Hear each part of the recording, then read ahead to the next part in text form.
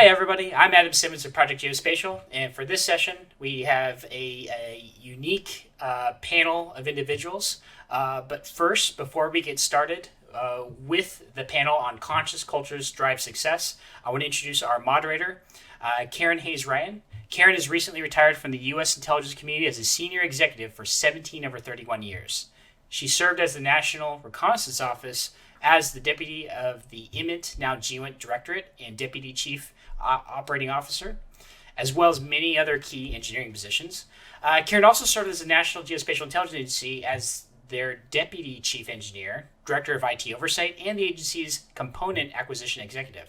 She's currently CEO of KHR Impacts, and most importantly, our newest board member of Project Geospatial. Karyn, go ahead and take it away. Thank you, Adam. And thank you, everybody, for joining us today. We know your time is really valuable, and we sincerely appreciate your participation.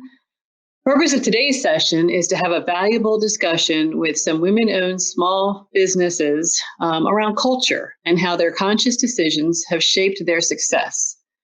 This current posture is fundamentally changing the way we do business.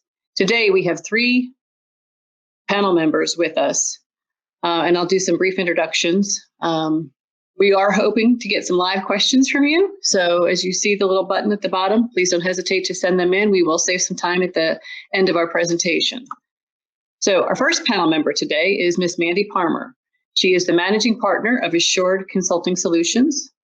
She is a managing partner and co-owner and is responsible for ACS operations that includes service delivery, finance and accounting, customer outreach, mission operations, contract management, and business enablement.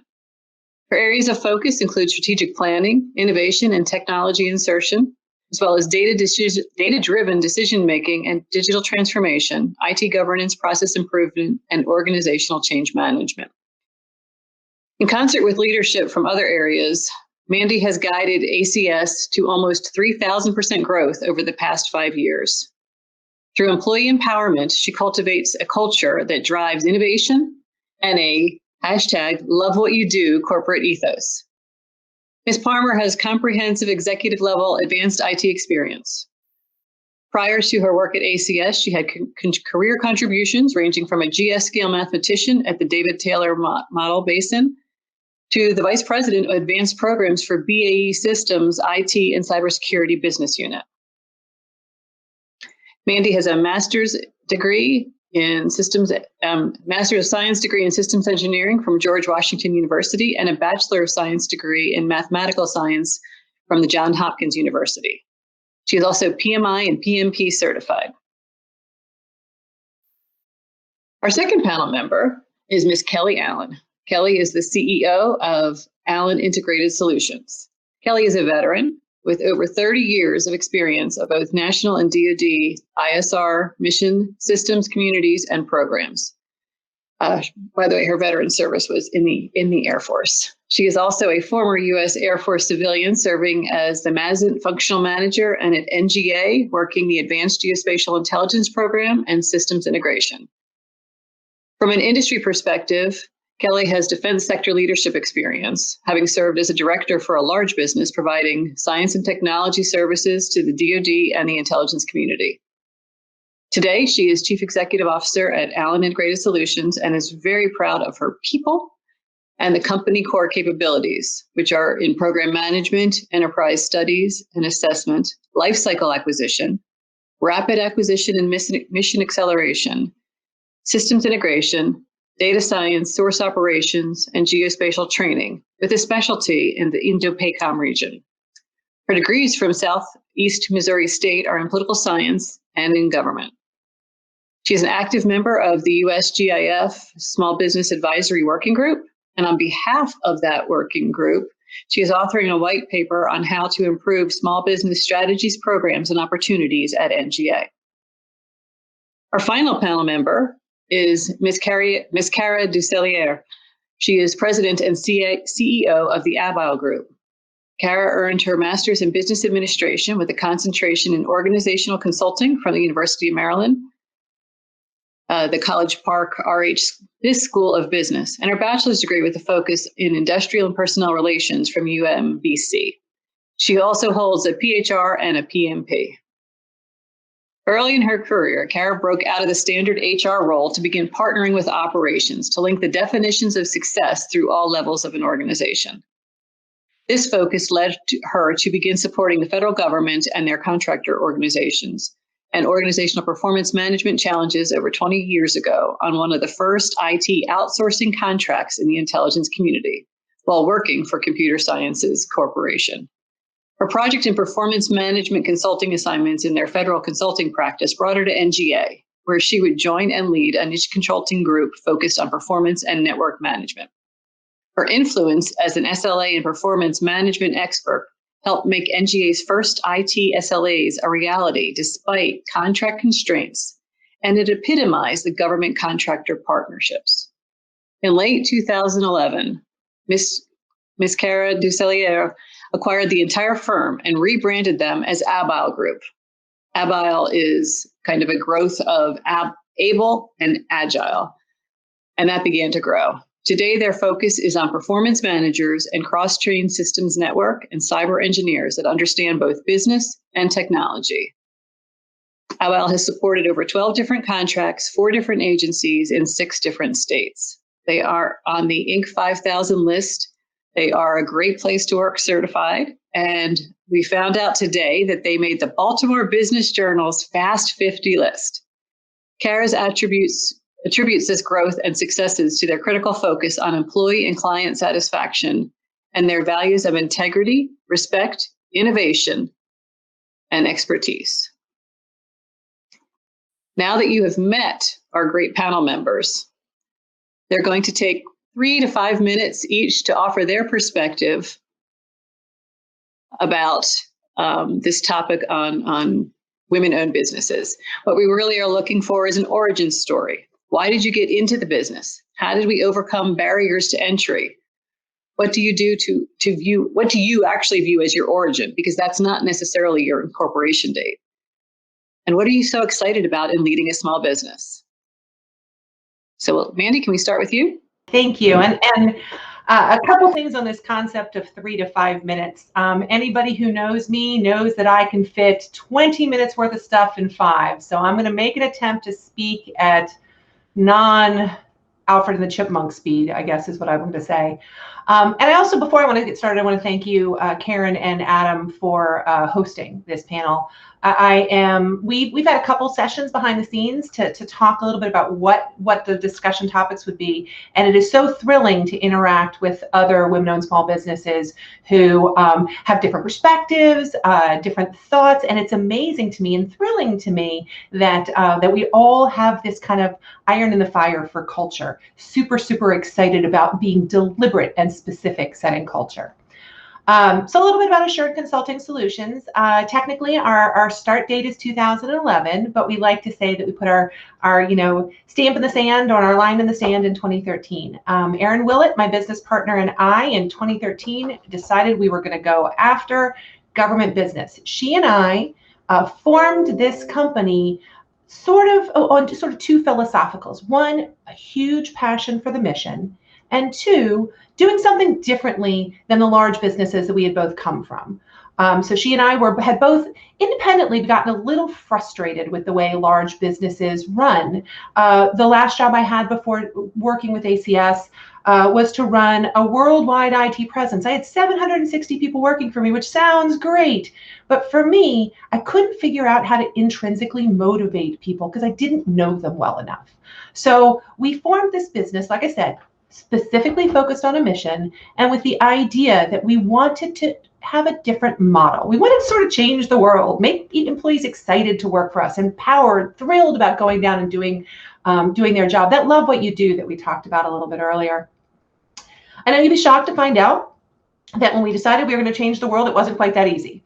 So in 2013, we're going to go, we're ready to go. We go and knock back on our customer door because she and I had both left contracts that focused on defense intelligence agency. So we went and knocked on DIA's door and said, hey, we're ready. And they said, well, you're great. We love you guys, but how do we get to you? And obviously that's a little bit more difficult for anybody who started a business. It's a little bit more difficult than, like I said, just I've rolled out my welcome mat. So we sat down in the beginning of 2013, and on the back of a napkin, literally on the back of a napkin, we sketched out our 5-year plan. And it was a series of serial step functions. What are we going to do first? What are we going to do next? How do we get to that point where we're at now back inside the door?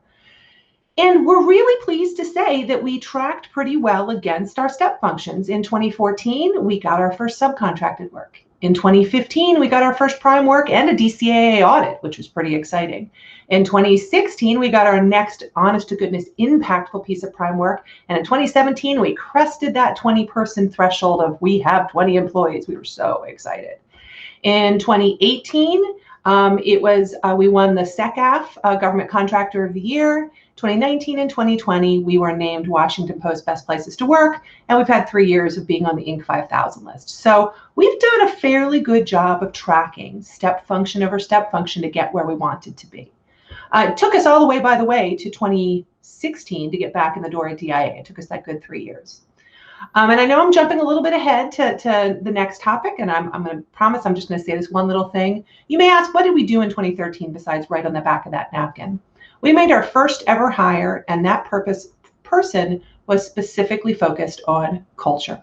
What we wanted to do was make sure, remember, I told you all we wanted to change the world. I wanted to be different than those big businesses that we worked for. So we wanted to make sure when that first employee showed up in 2014 with our first subcontracted work, we had already set the foundation for what ACS is, what values we put out there, what our mission statement would be, and how we're going to make good on that commitment to be different, to be inclusive, to be energizing and employee empowering. And so we spent that year of 2013, like I said, thinking big thoughts and investing deliberately in what our culture was going to look like when that customer-facing employee number 1 showed up. So that's a little bit about our origin story, and I'm so excited. Like I said, I've already had the benefit of hearing a little bit from both Kelly and Karyn. I'm so excited for everybody else to get to hear how similar and also very different their origin stories are. So Kelly, if you don't mind jumping in and talking a little bit about yours. Absolutely. Thank you very much for having us on the panel, Karyn and Adam. We really appreciate it.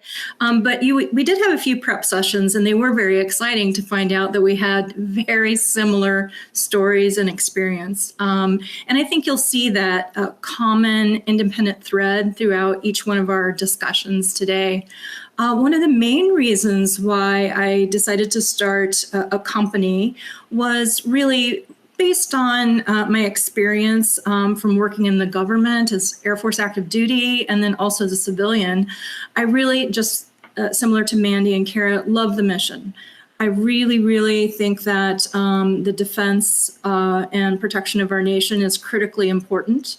I think it is very important to have the best intelligence capabilities that we can bring to bear and to the table. And I was a system acquisition professional for intelligence systems, and I love the build process. I really, really enjoy the whole process of identifying where the gaps are, where the requirement, helping to cultivate and develop the requirements, analyzing all the different alternatives, and then also just working with really good people in the community that have that common interest for the mission, how we all work together to build these capabilities and systems, and then, see them thrive. So I've really had a unique experience being in a very small niche kind of area within the geospatial community. I started out in the MASENT community, where we worked on imagery-derived MASENT sensors and advancing processing and exploitation capabilities. And then we help migrate those into the service warfighting architectures. And we quit calling them MASENT, and then we called them imagery-derived MASENT. And then after I left the Air Force, I went to the Air Staff in the Pentagon to be a civilian and did an Air Force-wide study. So all of that culmination of that experience really gave me that passion and love to work with the people and to do this mission. But after, doing government jobs within the Air Force and as a civilian, I went out into industry and worked for a couple of large businesses. And I think too, similar to Mandy, I just really wanted to create, after having a lot of experience with a leadership position, an executive position, but also having, profit and loss responsibility, doing our own business development and capture, and then doing large scale proposals, and, working from that perspective, and then also working within a large business culture and caring and taking care of people within their construct. I really wanted to do something different and create an environment that I would like to work in. And I think that's really one of the main reasons why I had a departure from large business and went our own direction, was really very, very much focused on creating that culture. And it's pretty simple, we're working on, we are still kind of in the startup phase, so to speak. So we started really in 15, and I did a lot of B2B consulting while I was waiting for the ever needed facility clearance. And so that we can bid on and hire people with clearances. And that's quite a process in and of itself. And one of those barriers to entry, you have to get support to have that. And it does take time. And so within that year, did a lot of B2B consulting and learned even more from larger businesses than I'd worked with before and about their cultures. And I tried to, pick the things that I liked from, each one of those experiences, but also, I have a different, I guess I would say, level of being, so to speak, at this time where, I also have some altruistic interest to focus on in my personal life. And so, I have, a foundation that I'm doing in my private life that I'm taking some of my earnings to help children when they graduate high school. And I think that's important. But I think that's also important to pull that thread and within your own company and provide that, if you would say, the authentic self of explaining why you're in your business for the mission, and that you're about building that culture of a place that you would like to work in, but then also that there's something bigger than the company and our day-to-day mission, and that is giving back and preparing to support the next generation. So with that said, I'll pass that on to Cara and look forward to hearing what you have to say. Well, as everyone started with, thank you so much for Adam and Karyn for doing this. We really appreciate it. And gosh, great origin stories from both of you. I heard a little bit when we were first going over this, but even more compelling right now. So kudos to both of you. I'm so proud to be part of this with all of you. My origin story is similar, right? I mean, we all kind of came from the same place. Everybody started a business and then said, now what, right? We all started a business because we didn't want to work in large business and we wanted to make a difference. I think our now what was a little longer than Kelly's and Mandy's, but our now what really took about 10 years. So we spent about 10 years as a small group of consultants, working in the intelligence community, understanding the challenges that our prime contractors, that our clients were facing. And what we found is you do have to grow at some point in time, but we weren't necessarily ready right away. So we spent some time tackling all those crazy hurdles. Like, guess what? You're a woman-owned small business, a minority-owned small business, a service-disabled veteran-owned business, an 8A. It doesn't matter. You still have to sell something, and it has to be good, and your clients have to want to use you again and again and again. And even if you do happen to get given something, guess what? You have to deliver on it. So how do you create that culture, and how do you make sure that it's long-lasting? Compliance. Oh my gosh, they talked a little bit about barriers to entry, but has anybody tried to read the FAR? Wow. You do it right the first time though. And if you don't do it right the first time, you pay. And sometimes you actually pay. So we learn those lessons, on a small scale without having to get big. Contracts, they're super complicated, right? Make sure you know what you're signing, read it all twice, maybe 5 times, depending on what it is, right? Learn it. To this day, I have contract support, but I read every single one of them because guess what? You're the one that's bound to them. And relationships, right? We learn that relationships are so, so very important, but they are not everything. They're going to open the doors. Your ability to sell something opens the doors, but ultimately your ability to deliver the employees who can do what you said they're going to do is really what matters, because you need to be able to sell it again. So I was really excited when we rebranded as Abile Group in 2012, because I felt like we were a young business with history, with knowledge. And I felt like I had an opportunity to kind of start over almost and be really wise, right? And I think so much of what I do and what I think is all about wisdom, right? Understanding what I know, understanding what I don't know, and focusing my growth in the areas that I don't, and then helping my employees to become the same way. So our focus on performance metrics and shared definitions of success really is what led me to this career. I love it. I don't know why it seems so exceptionally hard for government contractors and government agencies to come together and say, yes, we agree on what we need and what we want. But by golly, I love helping with that. And everything we've done and everything we've built has been around that. And as we've grown, I think some people go, I want to be a technical company focused on this because that's the hot thing right now. But we've grown in a way that we go, I want to be focused on performance management. I want to be focused on supporting my clients, understanding their goals, helping develop solutions. And the technology, we will learn the technology and we'll craft it in response to those needs. So our company has really been focused on being business smart and tech savvy, focused on continuous education and growth. And we've developed from there. Just like Mandy, just like Kelly, culture has been incredibly important to us. So we have extremely, very deeply rooted values in diversity, in integrity, in respect, in client and customer support. So those things we really, really built in, and making sure that we have a small family-oriented environment and are paying attention to our employees and giving them the careers that they're looking for, not just a job. Right. And I don't want to give away everything else we're talking about either. So, but right now I'm really excited about where we are.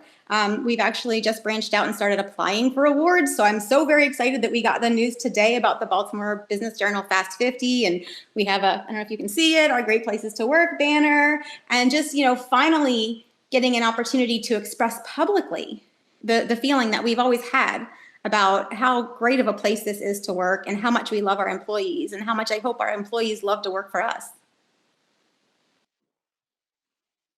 That's about it. I know we have a bunch of topics, so let me not go into all of them yet. Thank you, all three of you. Those were great. For all of these origins seem to be focused around a purposeful development of culture. For example, Kelly made a conscious attempt to make sure that her culture is focused around giving back to the community in some very interesting ways. So for all three of you, what are you most proud of? Kelly, do you want to start? Sure. I think, I would still consider us in startup phase. We have 30 people, and we should be adding about 10 people here within the next 6 weeks or so. So we're rapidly growing. But I think I'm really most proud about our people and the foundation that we've built. I had the background to make sure I did, got the business operations foundation built and that sort of thing. But really, the true foundation, I think, of a successful business is finding the right talent, but not just the talent of people, because there are a lot of talented people in the community that, can perform the work functionally. But I think for, just a unique aspect is we're just finding just some great people that are basically on the same wavelength. I do all the interviews myself. I've interviewed everyone in our company except for one person, and our program manager did that one. And I take the time to speak to people and talk to them about the culture and about what we're about, and that we want to be, different from other places. And what's different about us are, largely our expectations about our environment and our tenor in which we conduct business. And I do use the word, some of the key words, which are, we want to be, professional, but we want to be, a calm, respectful place to work. We don't have expectations for you to go beyond your normal day job unless you truly want to. And the way I look at the people that want to give additional things outside of their normal contract is I always think that entrepreneurial people rise and they show themselves. And the reason why that happens is we can't help it. We're wired that way. It's in our DNA, and we're just naturally going to gravitate that way. And so with that, for those people that rise, you give them opportunities to, thrive and to help grow the business. And part of our culture too is that, we're going to share part of that, which I think is a departure from other business models where a lot of the companies keep the profit in a very higher echelon portion of the leadership within the company, or for other reasons, infrastructure and things like that. We actually provide a large bit of our profit back to the people, especially those that are contributing with good ideas and white papers and innovation. So I think out of everything, I'm most proud about really finding that that perfect mix and balance of establishing the foundation culture, and then also seeking the right people that also share that. And you can see that, and you can tell that when you interview people. And I think finding that and selecting those people has been really our key to the foundation for, the basis for our success and where we're headed in the future. Anyone else? Cara, do you want to go? Did you say me or Mandy? Oh, Cara, how about you?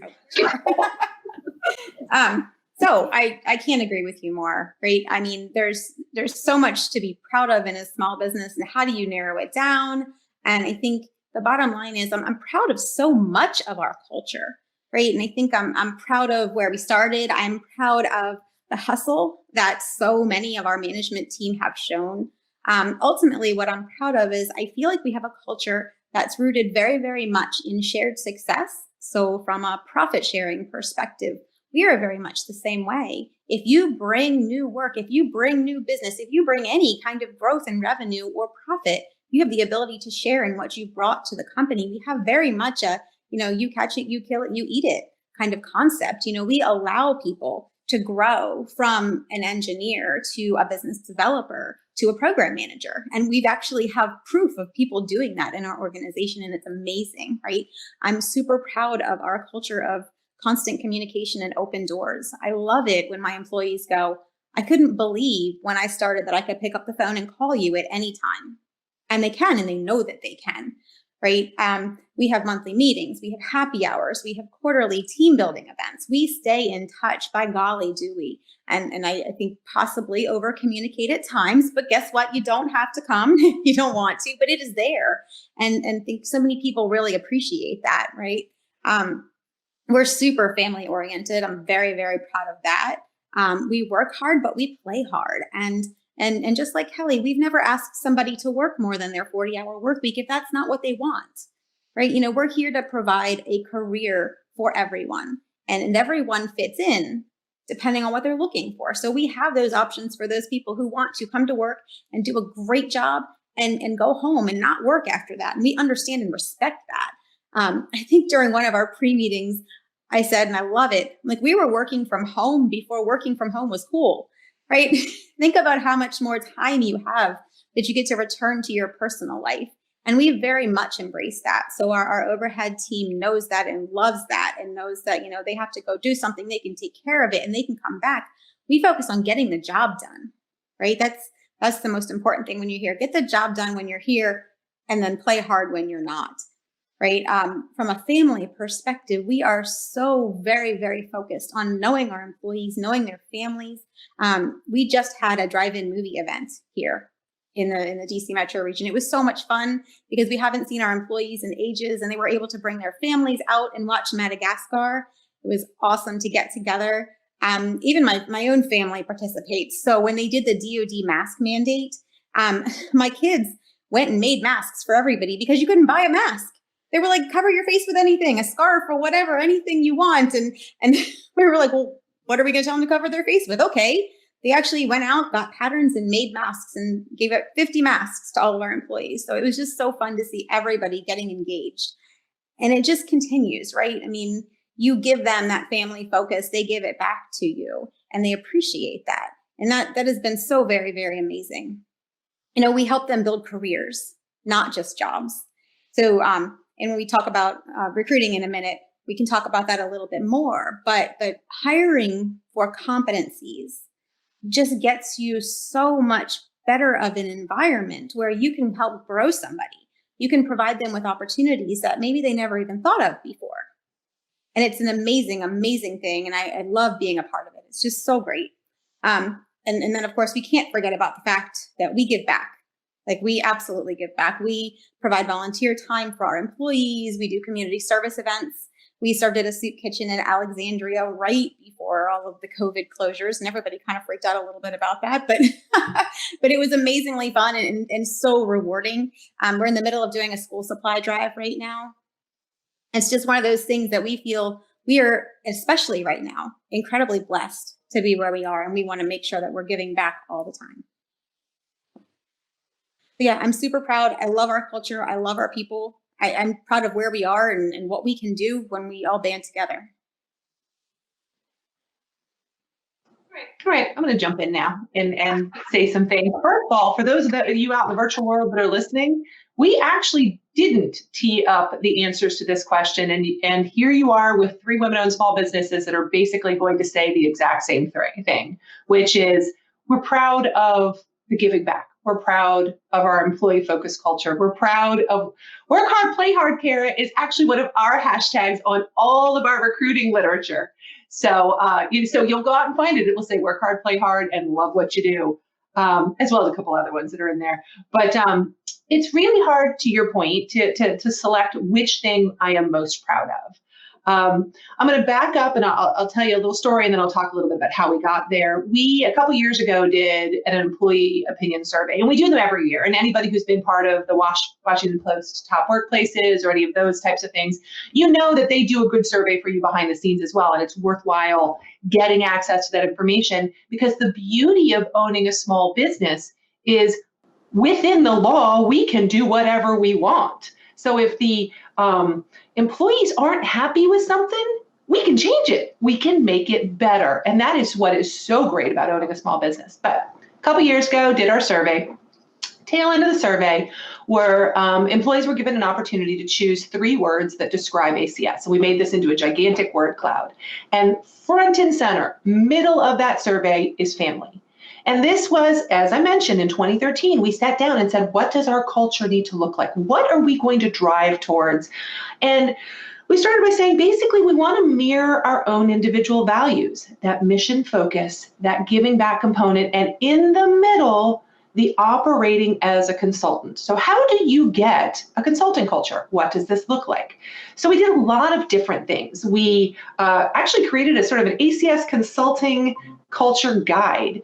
And there are 17 different attributes we're looking for. Things like confidence without hubris, productivity. That's your work hard, play hard thing. That's don't work longer, work smarter. What else is in there? Resourcefulness. So many of these people come from other places and have this wonderful quiver of arrows on their back that they should be using in their job. So we came up with these sort of guideposts for what do we think a consulting person looks like. And every employee in the company is provided this and said, basically, here's what we're kind of looking for from you. Kelly, to your point, we include questions in our interviews that drive towards this consulting mindset, because we want everybody to be operating at that plane. Similar to both of you, we incentivize everybody to be active business growth sensors. Now, they don't have to. It's an incentive. There is no stick behind the scenes beating them on the back of the legs. This is all, to your point, entrepreneurs are going to raise their hand, they're going to be involved, and we incentivize all of them to have active involvement. We have, back to employee focus, you can read our mission and vision statement as well as our values, and they all speak to employee-based things, employee-driven things. Inside of ACS, we have something called employee resource groups. That is the way an employee can stand up a group that makes a difference in the way we operate. One of the ones that's been around the longest is the military transitioning and careers program, unless it's the reverse, military careers and transitioning program. It's a lovely set of letters, and I have the thing next to me. Anyway, the point is more than 50% of our employees are ex-military, And many times people coming out of the military don't quite know what the contractor world is going to look like. It is wildly different than being a full-time active duty military person. And so we had employees that stood up and said, we think we can make their lives easier. Stood up an employee resource group entirely driven by employees. We as executives sponsor it, and we sponsor it even monetarily for people who want to run the employee resource group, but it's entirely the employees saying, this is how we're going to help ex-military transition into the workforce. And we do that inside of ACS. We offer something called discretionary time off. The idea behind that is you are an adult and you know when you need time off, you should have it available when it's needed. What that means, we also know that you're an adult and you own a full-time job. So the expectation is that you will come in and work hard, but when you need that time off, it's there, it's available for you to use. Because what we really want more than anything is for those employees to go away at the end of the day and come back the next day energized, excited, engaged. So much of what we do is focused on making sure that those employees are engaged, making sure that they are super excited about that next day. Similar, we have what's called a day of advocacy. It used to actually be a day of volunteerism. It was specifically focused on going out and doing good works in your community. In the last 6 months, we actually recognized that our employees wanted to be able to use that time for things about which they feel passionately. It doesn't have to be volunteerism. So if that means that you want to go and knock door to door for your candidate, or you want to go and walk down the street and hold up a sign, whatever is in your heart that is important to you, we want to support that, because it's important that that we are treating our employees as a whole, not just a cog in a machine for doing something for the government. So like I said, I'm most proud that we're recognized as family. I am most proud that when we stood up this company and said we wanted to do good works and give back, we've had the ability to empower our employees to do that, as well as to do that at the most senior level. It is, and while there is an edge of altruism and there's a component of altruism, I will also say, as we kind of dive directly into talent acquisition, there is also trying to set ourselves separate from the rest of the world, or the rest of the, you guys can be part of our little world, but some other companies don't operate the same way. And it does help us when we're going after, our company works in data science, in cleared data science and data architecture, highly technical people. I swear to you, there's 3 people in the DC area that we are just juggling back and forth amongst the 5 companies that do data science. I mean, we are looking for what we call needles in the needle stack. It's not even a needle in a haystack. There are 50 million needles, and we're hoping we can find the one that fits for us. So working on a culture that, like I said, mirrors our values, that focuses on the mission and empowers the employees is self-soothing and makes me feel good, but it also has that side of, it's going to attract the employees who want to work in that type of environment. So that's where we stand culturally. And like I said, we invested, it was deliberate, it was conscious, and everything we do drives towards these things we set out in 2013. And I can keep talking about talent acquisition, Karyn, if you'd like me to go down that path. I got words to say in that space. I know. So, it seems like for all 3 of you, your purposeful development of culture has had quite an impact on your talent acquisition and talent retention strategies. For example, Cara focused on career development, competency-based relationship recruiting, competency-based recruiting. So I'd like to hear from you guys, how has this allowed you to come up with new and creative ways to bring potential candidates to these new and evolving career fields? Cara, can we start with you? Absolutely. So I loved listening to their descriptions of culture and hearing how close they are, right? I mean, we all have had the same ideas and maybe we approached it a little bit different, but, we're all incentivizing our employees to do bigger and better things. We're all making sure that they feel that family-oriented environment. We're all making sure that they understand that we care about them as individuals and what's important to them. And I think it's absolutely the truth. That culture is what brings the talent in. And now they don't just magically come to us. Maybe they will after this, but as of yet, nobody's come to me yet and applied and said you're awesome. They look at our reviews and they look at what people say about us. But most of the time, that culture is expressed to them in a few different ways during the talent acquisition process, right? They hear about us from one of our employees who loves working for us, and that's our favorite kind, right? 60% of our hires in the last 2 years were referrals. And we've hired a lot of people. So that to me is amazing. That means our employees really do love working for us, and they love working for us so much that they're telling other people to come work for us. It's been an amazing thing. The other way that people find out about how great our culture is through our recruiters. And we have 2 amazing recruiters who I have chartered to be matchmakers. They don't go out and just search for certifications. Now, don't get me wrong. We have positions that have to be filled. We have to search for certifications.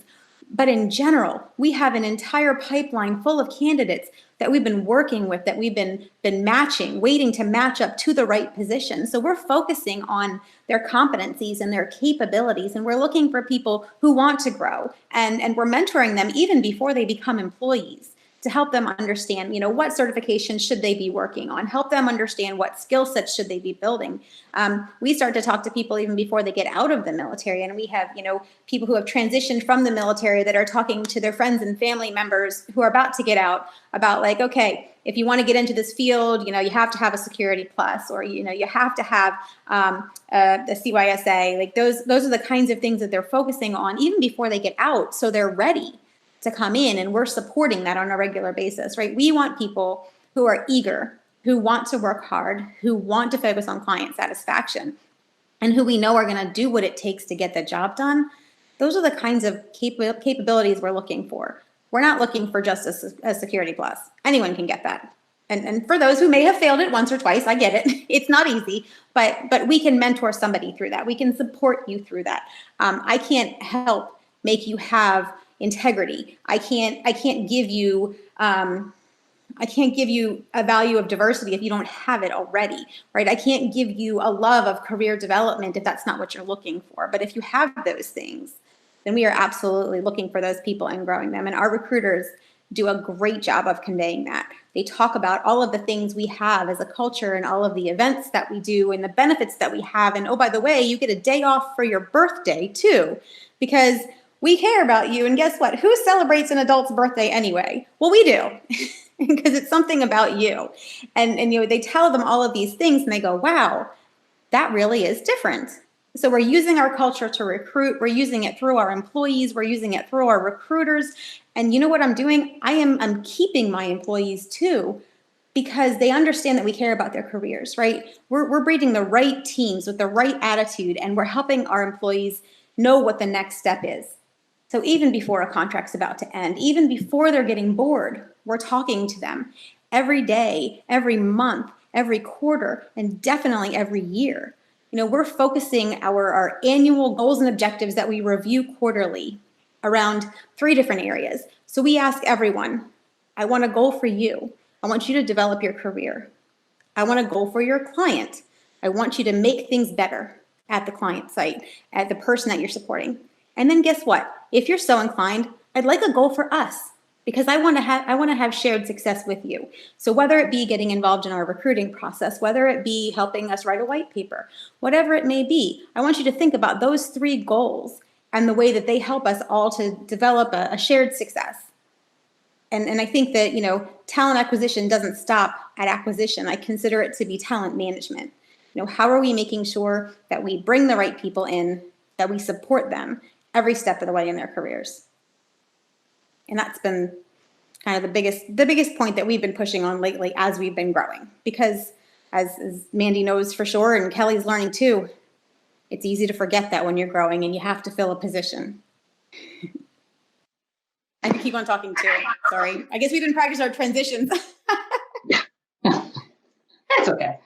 I'll jump in. I think according to our little agenda, I get to go next. So as I mentioned earlier, talent acquisition, I won't say it's a struggle. That's not the right way to put it. As I mentioned earlier, we have we're a focused company. We focus specifically on some leading edge technologies. As I mentioned, we jokingly say behind the scenes, it's all about the data dummy. That should actually be our tagline, because everything, if you think data, we do it. From data analytics and visualization and science, all the way over to architecture and governance and management and librarian skills and anything data, it's all about the data dummy. The problem we run into is there are not as many people doing that as there are needs for these people. So what we've been working, we are working this talent acquisition angle 17 ways to Sunday. We have got 2 amazing internal recruiters, and when they get those people on the phone, that conversation about how they're going to fit in ACS begins immediately, and they are so magically good. Then of course we've got the handful of people that do the sourcing and the outreach and all of those things, and then Cara, to your point, there is nothing better than a referral. Because they come with bona fides, they come with skin in the game. They're excited to be there. They already know what they're getting into. Because by the way, working for a small business is entirely different than working for a large business in some really fantastically good ways, and in sometimes some not so great ways. Sometimes you're going to be chief bottle washer and cook in addition to the job that you're doing. It's just the nature of a small business. So we've spent a lot of time thinking, like I said, about how talent acquisition needs to happen within our organization. And like I said, different ways to go about it. We've recognized that the best way is that people come to us, and hence the getting out there, talking more about the things we do, and setting an environment that people want to stay with. What we say internally is, we want to be your last job. We don't want you to want to go anywhere else.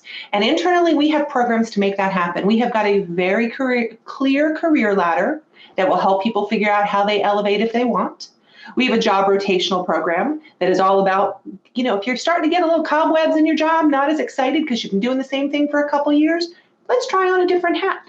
We have extended onboarding. This is one of the things I'm most excited about. We recognize that it's going to take you a while to be able to do your job in this new environment. Now, the first 30 days are all about us helping you understand ACS. And we recognize that you're going to be really good at whatever we hired you to do. You could possibly be the best bottle washer out there. Again, best data scientist. You could possibly be the best data scientist out there, but you don't know how to do it for us inside of our cultural environment, and you don't know how to do it for the customer that we're putting you in front of. So those first 30 days are just learning. You get to learn what it's going to look like there. Second 30 days, if you think about a contract transition, it's that shoulder to shoulder activity. So now that second 30 days, day 30 to 60, you're trying with your little training wheels on to make sure that you are taking that magical data science knowledge in your head and you are applying it to the customer space. The last 30 days are, we take those, you're no longer in the baby pool. We take the training wheels off. We're still there. I'm standing behind you on your shoulder, kind of looking over. But this is when you get to really test your mettle. You've now had 60 days to get ready for it. At the end of that 90th day, Cara, to your point, we have got goals and objectives for that employee. We've got how we're going to measure them. And we have individualized how they want to be interacted with. Some employees, old school, they really only want to have that feedback once a quarter.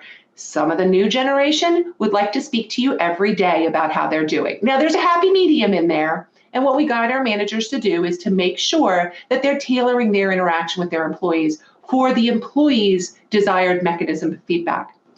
And like I said, all of this leads up to, we really don't want these employees to leave. If you're doing a good job and you're excited, we want you to stay here forever. And part of that is just, frankly, recruiting is hard. We don't want to have to do it over and over again if we don't have to. We would like you to be excited and stay with us, and we will find those different mechanisms to make sure that you want to stay and are thrilled about ACS in the long run.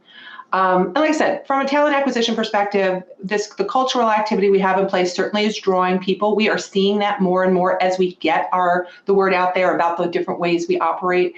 Good words always seem to spawn. It's a little bit of a snowball. You get that momentum happening and more people come and apply to you, and we finally seem to be hitting that sweet spot. But in this space, with the cleared requirements and the high level of technology, it's always going to be a bit of a slog to find those needles in the needle stacks. that's my story. Kelly.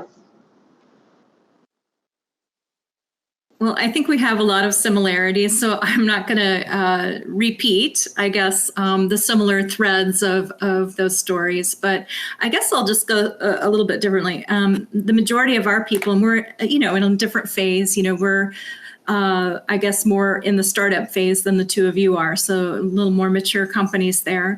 But I will say that, the best way we have found people is through referrals and just performance-based marketing, doing a great job on site, and how we perform and interact with other people within our, culture. I think that it attracts other people to want to work with us. And so I think that's how we've been successful in building our foundation. And I guess I'll share a different story on recruiting. Perhaps not the question that was asked, but so when COVID came and, surprised all of us with, what the impact was going to be, I thought, well, I had a few people, young people, call me and say, do you have anything for me? And I knew why they were asking, and it's because the types of work that they were doing wasn't going to work out for them. They weren't going to be able to have jobs. So I hired 5 young people. And I'm like, okay, just come on in and we'll figure it out. And I thought, okay, well, I really need help with recruiting. I mean, we have a professional recruiter, not full time, but when I need them. And so that's really the first thing that I put them on. And I was very proud of how they, stood up and assumed those responsibilities. And the other thing I have them doing besides recruiting is, because of COVID, I think, the silver lining that we haven't really talked about with COVID is the fact that, and Cara maybe mentioned it a little bit, is that, a lot of people are working from home, but yet they're not perhaps connected.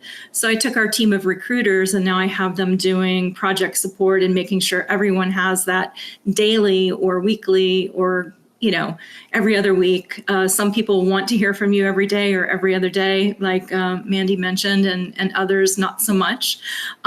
So we have them doing that. But I think the real thing that came out of, doing that is not what I'm actually talking about, but it put me in gear to create that professional development program for how we bring people into the company, and then creating the professional development, and creating plans and goals for each person.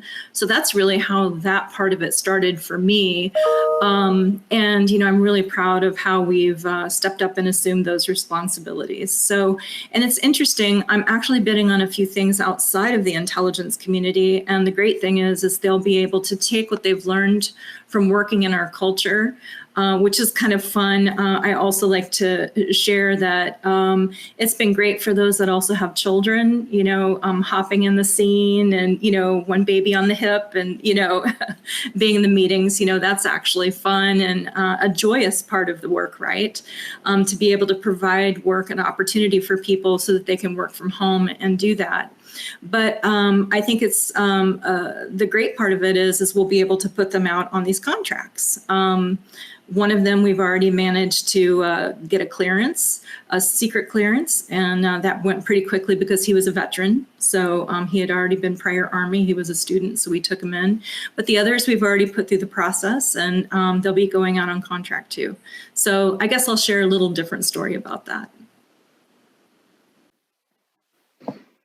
Thank you, everyone. We have a lot of questions here, but not a whole lot of time. So I'm going to ask one of the questions, which I hope, and especially Mandy, you can do.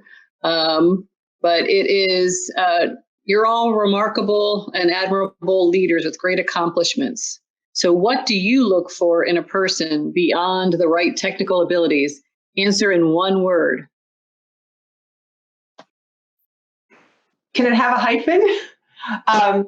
We actually look for emotional intelligence, and that is a hyphenated word. Self-awareness, that also similar, in that vein, but we're really looking for a consultant. Okay, Karyn, Kelly?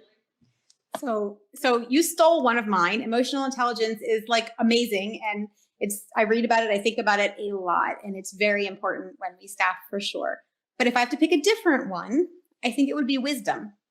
because for me, that's so very important to be able to know what you know and know what you don't know and be able to grow in those areas.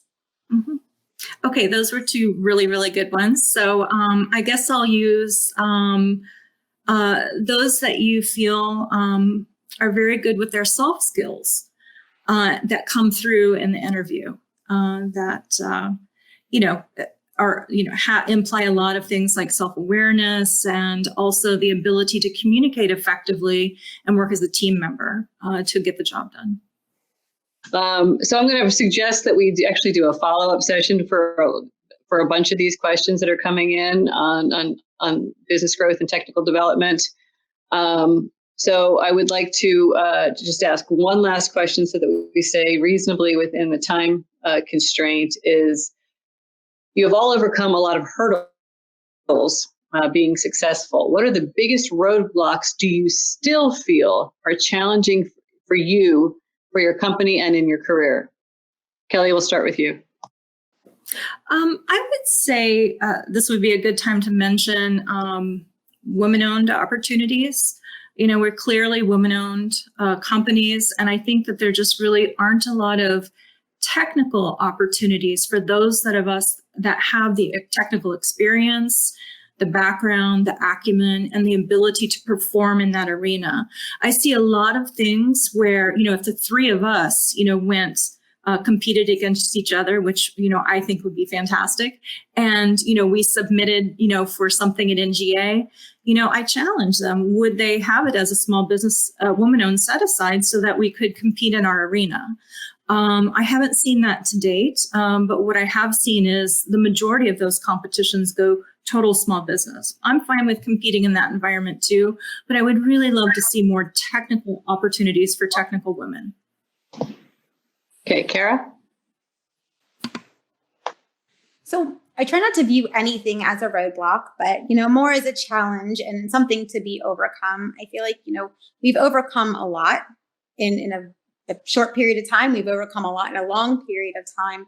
I think the biggest challenge that we have facing us right now is really trying to stand out in a very large sea of lots of people who offer very similar things. Technical focus, great people. Just saying I have great people isn't good enough, right? So what are you doing to constantly stay on top of it? We're in a field where technology is changing and growing and ever evolving. So, how do you as a company balance, as a small company, balance the need to have people working on site and bringing in revenue and the constant need to be continually developing their careers and giving them the opportunities that they're looking for? I think we do a great job of doing it, but I do think it's a challenge. And another challenge that I think that we've been looking at too is we love our employees and we love them so much that we oftentimes find ourselves focused on stability and conservation and support of what we have rather than pursuit of new. So how do you get yourself to a place where you're very comfortable and everybody, you know that everybody has exactly what they need, and then feel comfortable going way above that? And I think that's where we are as a company and in our next challenge. Okay, Mandy. Thank you. So I have a bit of a tactical one and then also a bit of a strategic one. So tactically, just not to harken back to the talent acquisition, but oh my goodness, I would be double the size if I could just fill all my open billets. We have, go to my website. We've got a ridiculous number of open positions and they're all over the DC metro area and not just here, St. Louis, Texas, great places. So talent acquisition and really just being able to fill the open billets, that's a tactical issue. Strategically, 2020 year for us was a year of reset, and COVID actually jump-started it. We were a little bit where Cara was in sort of a backward-leaning posture, not because we were doing anything other than we were so proud about being lean and mean for so long that we'd done all those great step functions I mentioned, and we hadn't given ourselves 2 seconds to rub our brain cells together and come up with where we were going to go next. And we sat and we did our January 2020 strategy session. We do strategic planning twice a year, January, July, how are we doing, where are we going in the next 5 years. We did our January session and we didn't really do a whole bunch differently. and COVID happened. And we recognized that we were never going to move forward strategically. There's a maxim that when you're one, you should act like you're three people. When you're three, you should act like you're five. That gets a bit different when you're bigger. When you're 100, you should act like you're 300. We were never going to act like a 300-person company unless we changed the way we were doing business. So we took the COVID kind of kicked us a little bit in the head and said, you need to think differently. And we spent this summer doing a second strategy session to evaluate what that would mean. And then we're now acting on the investment prioritization that came out of that. But that was a roadblock for us, getting yourself out of that what got you here mindset, because it's different depending upon where you are in your life cycle as a company. And I realize I talked that much too long. That's okay. Hey, I know we're out of time. I do hope we do a follow-up activity. I think you guys were very great, very inspirational. Really, really happy to have had the opportunity to moderate this session. Really appreciate your insights, audience. I really appreciate your participation. I will say I got a couple different questions. Are any of them hiring? Worded several different ways. So I have your contact information. I may start handing it out, or you can steer me to a recruiting site that you prefer. Adam, thanks again for all the fun. And everyone have a great rest of your day.